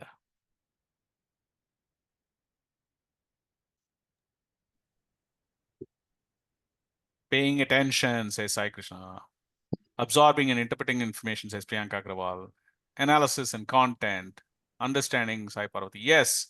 Listening, active listening means, for example, taking notes, pen and paper, coming in early, being prepared to the meeting. You already know the agenda before you start. You're actually understanding what they're saying before they speak. You have your focus, says Ambika. Guha says, Uma Guha says, you have to do with concentration. My point is, active listening requires more than the ear. Question for you. How many of you actually came to this meeting with pen and paper? How many of you are taking notes? Me, says Isha.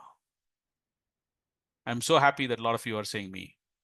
But let me also tell you that a lot of you are not doing that.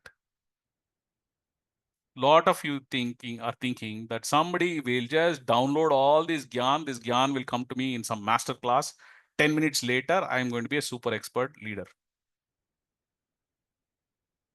10 minutes later, because somebody, Sai Gollapudi, gave a speech, it's over. I'm a leader now. Nothing like that is going to happen. You want to be a leader, you want to be an accomplished person, you better work for it.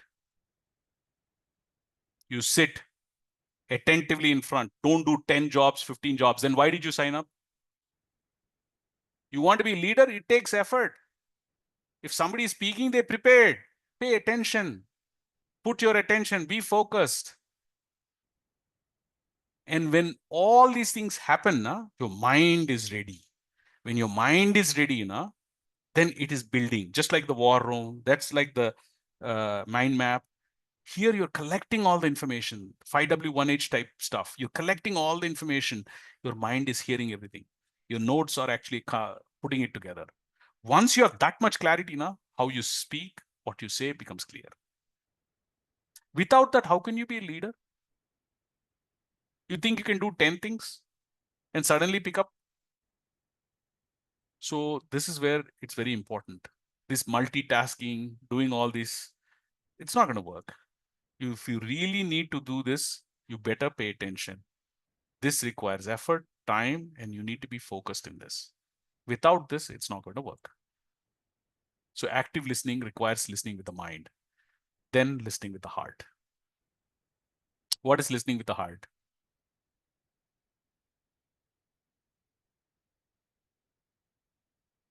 I'll give you an example. There was a situation, I went to Seva and we were doing some sort of distribution of groceries. So we got a list from the sarpanch that these are 20, 30 families or 40 families or whatever in the village, the poorest, and we need to give like 5 kgs of dal, 20 kgs of rice, that kind of stuff we were giving. So we went in a car, a whole bunch, about 10 youth, and we were doing this distribution in a particular village. So when we were doing this, the villagers suddenly came in because they saw us unloading and doing this. And so some of our brothers they were giving the food according to the checklist names that we got from the sarpanch. And then I was standing on the side. So this lady came to me and she saw me in white dress. And so she was talking to me. And she says, what is this? Where did you get the names? How could you do this? Sarpanch is cheating, this, that. She started talking and she started getting upset. Then after some time, she says, we are rough and tough people in this village. We have talwars in our family. Talwar launga, ye kar dunga, wo kar dunga. She was really very upset and she was actually very angry with this. And she was speaking. So she said, and she could see the anger and fuming, and she was saying, talwar, yes, that, she was saying this. But I was just remembering, something that Swami was saying, like, don't let somebody go empty-handed. Don't, he was saying some things like this before. So it was all occurring to me. And when I was listening to her, the thought that came to my mind was not that she's going to bring a talwar and hit us with these things. The thought that came to my mind was, oh my God, this lady, she must be so frustrated, so tense, under so much duress and stress that she is worried for 5 kgs of rice. She's getting so upset. So imagine in what kind of discomfort and pain she must be in. So that's what came to my mind. And then when I saw that and I saw her, the anger was not registering with me. What registered with me was, her whole situation, empathy, like Tanya Chaudhary is saying. Yeah, it was some sort of empathy that happened, compassion, like Sai Parvati is saying. Exactly. When I looked at her and I said, oh, how sad. You must be in such difficult situation, Ma. I just said that. Of course, I don't know how I said it, but I said something like that. The moment I said that, I didn't react to what she said. I reacted with compassion to her situation. The moment I said that, her eyes, which were like Durga eyes, suddenly went, oh, she lowered her head and I could see a sparkle in her eyes. She lowered her eyes and then she said, it's not like that, sir. It's just that, and she started speaking in a different tone. And the crowd that gathered, I could see a different change in the mood. What happened was that you're listening with your heart. You actually connected at a human and an emotional level, like Muskan is saying. That's what's happening. And that's what you need to move communication to. You need to move it to the next level. All right. So effective listening requires you to move from ear to the mind to the heart. That's what it takes. Now, how are we doing on time? Oh my goodness, it's already 10 minutes ahead of over schedule. I still didn't do one thing, which is the spiritual model. It'll take 5 to 10 more minutes. Do you have time? Do you want me to do that? Or we can stop this thing because I'm already 10 minutes over the schedule. So please go ahead. We need it. Yeah. Okay, Divya says yes. Priyanka says yes. Sudarshini says continue. Okay, I'm going to just take 10 more minutes and I'll try to do this because I think this is a very powerful thing. I think you should be useful. So the whole thing is about, oh, are you in full screen mode? Can you see the screen or did I just lose the full screen mode? Oh no. Okay, now I'm full screen mode. All right, so communication is engaging with the world. That's how you should see communication. So there's you on the left side and there's the world on the right side. Communication is the way you interact with this world. In this model, the world says, hey, wake up, do something, say something, speak, act, give me a report. That's how the world is stimulating you. And then what do? You respond back. Here's my report. Here's my communication. Neighbor, hello. All that stuff is just response and interaction with the world. Simple technique, simple model. Your inputs are coming in, your responses are coming out. Now, what is happening is these are happening every day.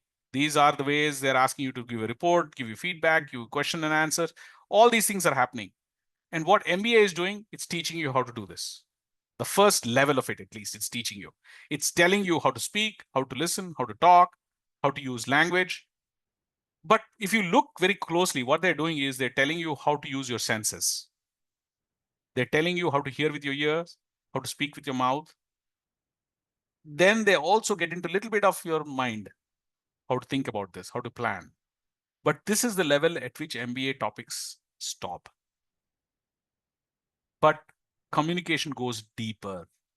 I'm going to show you the next level. The next level is where Swami talks about involving the mind, mindful paying attention. This is where Swami says you have to filter out things. He says you're like a water tank. If dirty water goes in, dirty water comes out. If clean water goes in, clean water comes out. So he says the senses are there. They're used to communicate. They're used to interact. But can you do control on this? He says, see no evil. See what is good. Samyak drishti. Samyak vak. Hear no evil. Speak no evil. Hear what is good. Speak what is good. So he says, put controls on this. It's like it's a house. House has a door. He says, why do you have a door to your house? Because you don't want dogs and donkeys coming into your house. But you want friends and family to come in. So you put a control on it. So he says that in your communication, the sensory organs are hearing, but don't hear everything. Hear only what is important and right. So go deep listening only for the important things and good things. If somebody is doing gossip, don't go this deep listening. And when you're speaking, don't gossip.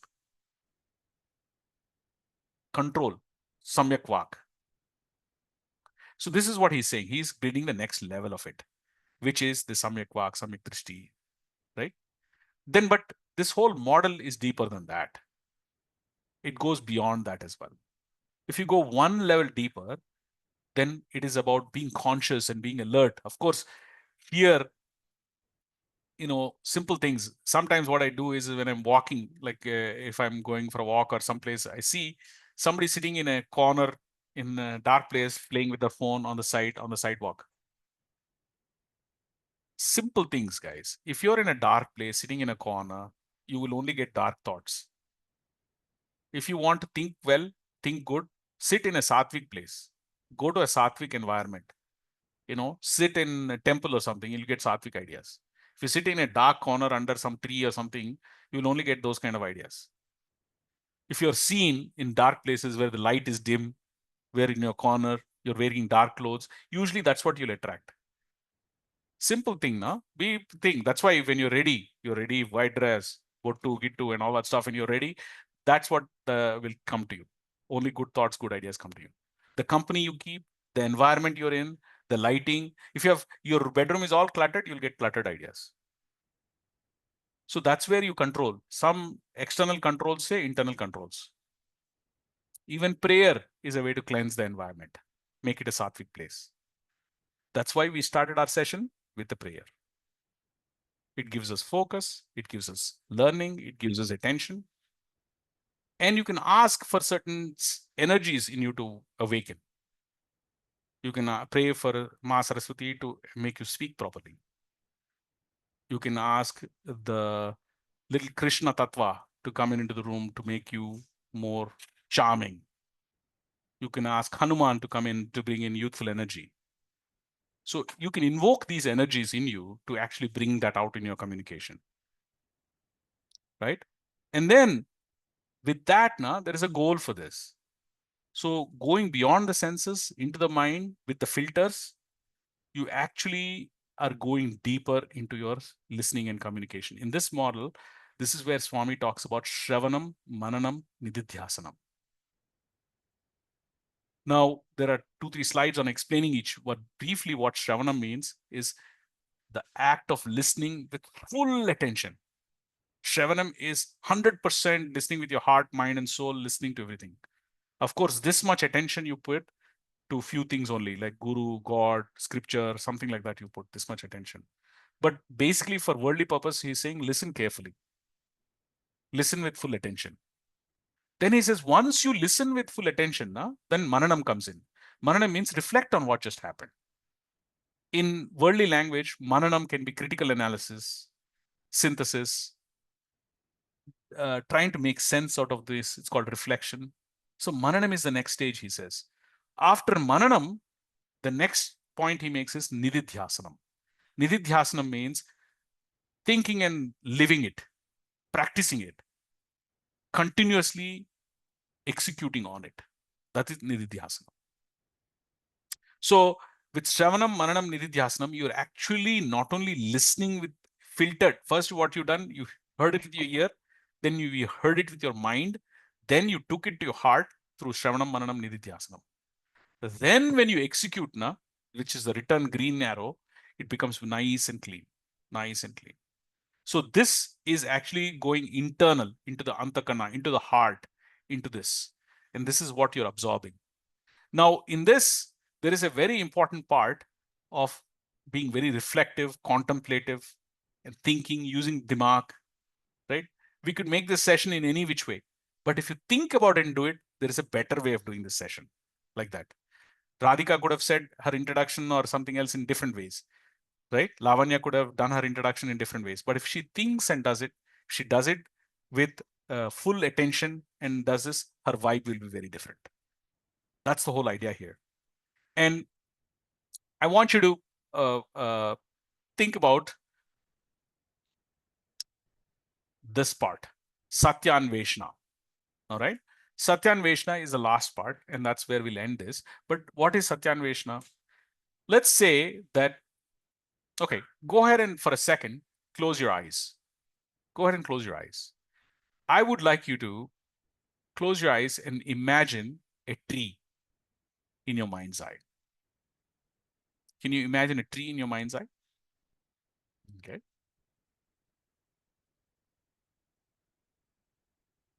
All right. Now open your eyes and tell me what you saw. Tanmay, what did you see?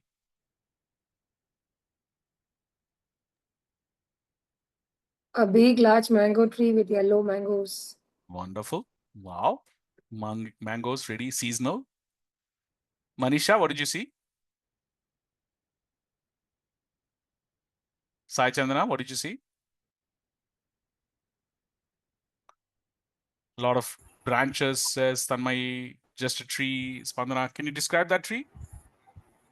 Ambika says, I saw palm tree with a palm tree on the beach.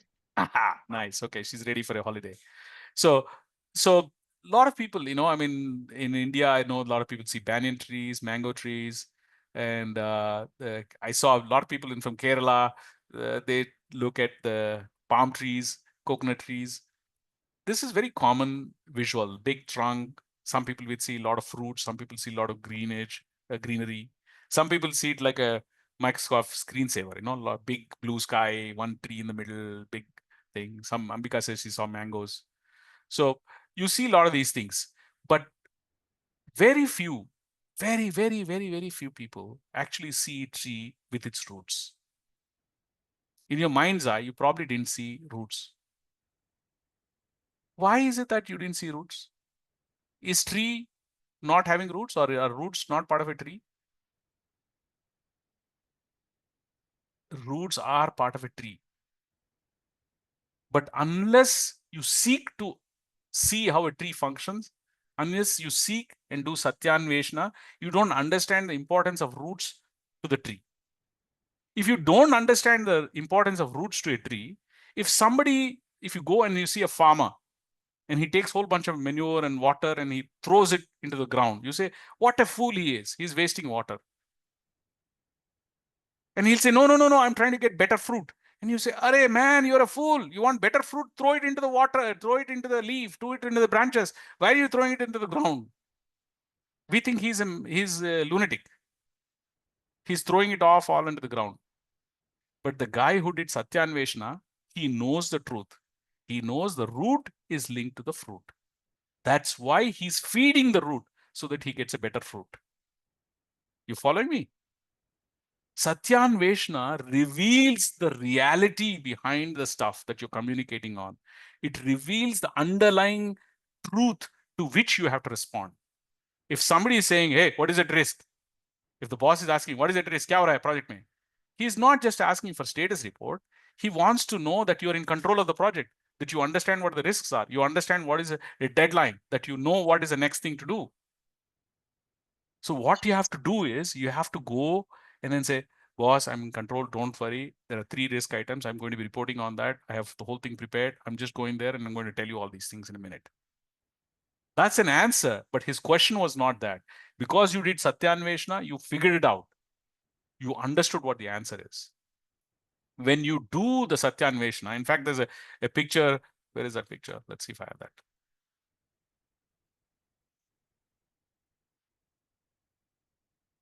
Yeah, this picture. There's this picture where Shiva opens his third eye and, the world burns. You know what they're trying to say is when you seek the truth, Satya, you get Satya in your head, right? Clarity, truth comes in. When truth comes in, what you must do becomes clear. What is what must do? That is dharma. Dharma becomes clear. When dharma becomes clear, there is shanti in the world. Because you're taking a very non-violent, loving approach. Prema and ahimsa come in. That's what human values in communication is all about. You must seek to find the truth, underlying truth of what is it that is happening in the communication process. When you see that, what you must engage in becomes clear. The dharma becomes clear. And when you do this out of love, there is shanti and ahimsa that come in. That's what Swami is saying. Truth in action. He says, you must seek that truth. Love in speech is truth, satya. Love in action is dharma. Love in thought is shanti. Love in understanding is ahimsa. So Swami's model is simply that. He's saying in any times you engage with the world, Yeah, you learn this MBA skills or how to speak, how to use English. That's good. And today's I told you about 5W1H. Go ahead, learn that also. But he says at the end of the day, he says, watch. Watch your actions, watch your thought, create a filter, he says. Once you have that filter, then what goes in, what comes out is controlled by you. Be in sattvic places, think sattvic thoughts. And then from that, he says, seek the truth, seek it with love. And then your interaction with the world improves. So how do you improve your communication? Radhika, how can you make your number 10? You do it with love, seeking the truth, coming from a place of realizing that I understand what needs to be done. That's an inside out approach. And if you do that, that is innately in you. You don't have to master the English language to the greatest. You will suddenly become a good speaker and good communicator. I wish you all the best. I'm sorry I took so much of your time. Thank you for giving me this chance. Sairam. Sairam so much, sir. I am sure our sisters, at the end of this session, the scale that you gave us in the beginning would have increased slightly, at least, in the scale of 10. Dear sisters, I request you Sairam, to. hello. I'm Ambika Sharma Sairam. Sorry to interrupt you here. Yes, sister. Sai Gollapudi sir is there. Yes, I'm here. Yes, sir. Sairam sir, please accept my humble pranams. I would like to share some words from the depth of my heart. For some medical purpose, I did not sleep yesterday night and I am traveling the whole night. And I was feeling sleepy initially, but your energy and dynamics of the lectures made me attentive. And yeah, I did not just heard the session, I listened it carefully. My brother Shivam is also an NLP participant this year only. So I listened this session yesterday night also. And today's session was ditto same to same. It showed how much you have worked on before delivering the lectures.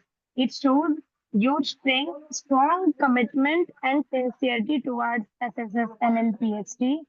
To be very honest, NLP को आप जैसे और lecturers की बहुत जरूरत है. Sayam sir, thank you so much for helping us growing truly. Thank you so much. प्रणाम साईराम आप सभी को Sairam thank you so Sairam, much Sister Ambika, thank you so much for your words. It really means a lot for all of us. And, sir, definitely. Dear sisters, I request all of you to upload your queries when the LMS portal is open. We shall compile it and send to sir and get you with your answers as quickly as possible. It said the art of communication defines the language of leadership.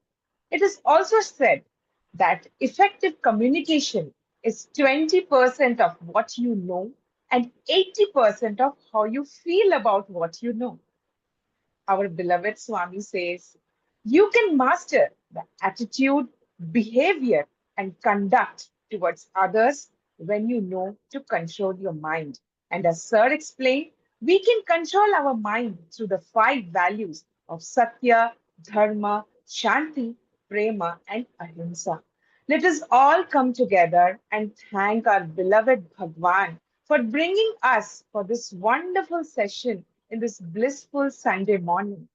Words fall short, sir, to explain our sincere gratitude towards you, our Sai Gollapudi sir, for taking us through this session with such simplicity and making it such a fun and interactive session. I would like to thank the conveners of Sri Satya Sai National Leadership Program, Professor Yogindra Verma sir and Dr. Gopikrishna Pidatala sir for being our lighthouses. Thank you so much, each and every one of you sisters, for being so sporting and so interactive in this entire session. And it did not feel like we have overshot time because of your enthusiasm. I would like to thank the organizing team of Sri Satya Sai National Leadership Program, whose tireless work has come together in putting up this successful session. I am sure that all my sisters today have listened to this session with our ears, mind, and heart, and we are ready to audit it and put it into action. Have a wonderful Sunday and a wonderful week ahead. Jai Sai Ram. We now proceed towards the Shanti Mantra.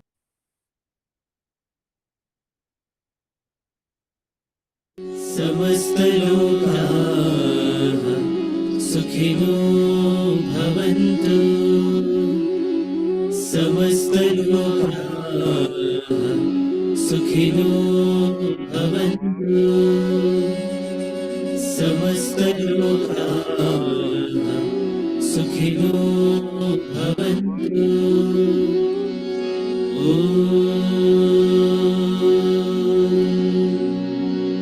शान्ति शान्ति शान्तिः जय बोलो भगवान श्री सत्य साई बाबा जी की जय जय श्री साई राम सभी को। Happy Sunday. Sai Ram, sir. Happy Sunday. Sai Ram. Thank you.